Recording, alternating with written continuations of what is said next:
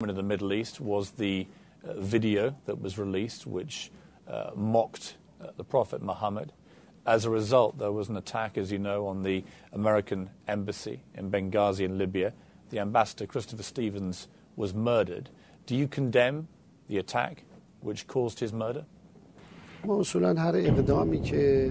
Fundamentally, first of all, any action that is provocative, offends the religious thoughts and feelings of any people, we condemn. Likewise, we condemn any type of extremism. Of course, what took place was ugly. Offending the Holy Prophet is quite ugly. This has very little or nothing to do with freedom and freedom of speech. This is the weakness of and the abuse of freedom. And in many places it is a crime. It shouldn't take place, and I do hope that day will come in which politicians will not seek to offend those whom others hold holy or sanctities.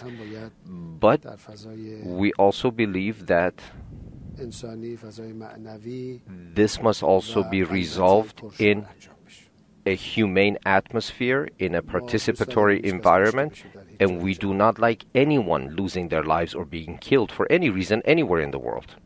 There are protesters all over the Middle East now threatening the staff of American embassies, threatening to kill them, to behead them. Do you think they should stop? You see, I cannot determine what people or nations should do, but I do think that extremism gives birth to following and subsequent extremism. Perhaps if the politicians take a better position in the West vis-a-vis offensive words or thoughts or pictures towards what we hold holy, I think conditions will improve.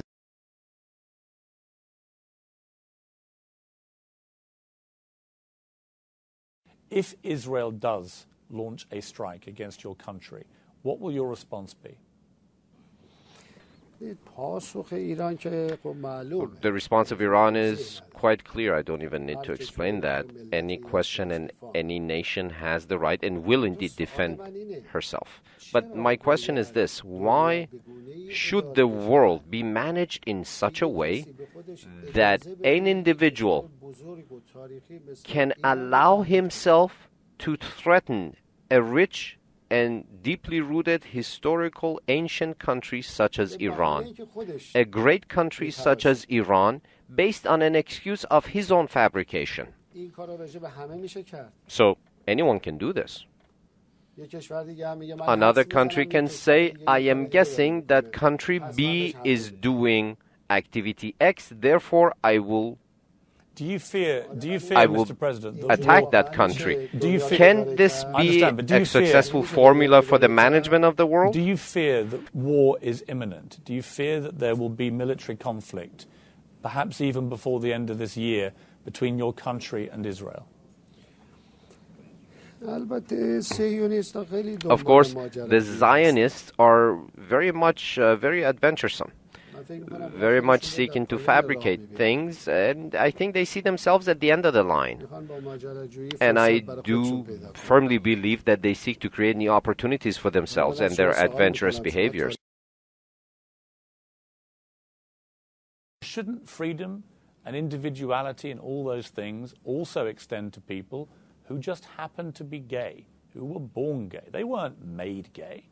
Wouldn't it be great for the president of Iran to say, you know something, everyone's entitled to be whatever sexuality they are born to be?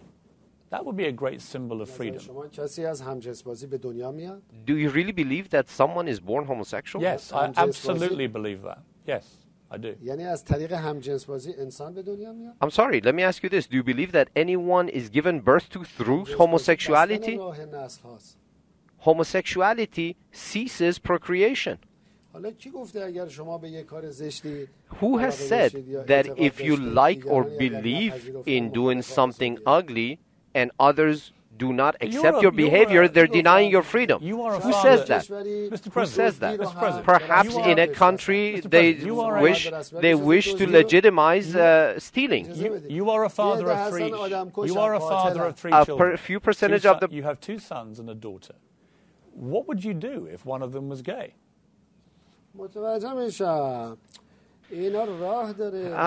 These things have different ways. The proper education must be given. The education system must be revamped. The political system must be revamped. And these must be also reformed and revamped along the way. But if a group recognizes an ugly behavior or ugly deed as legitimate, you must not expect other countries or other groups to give it the same recognition.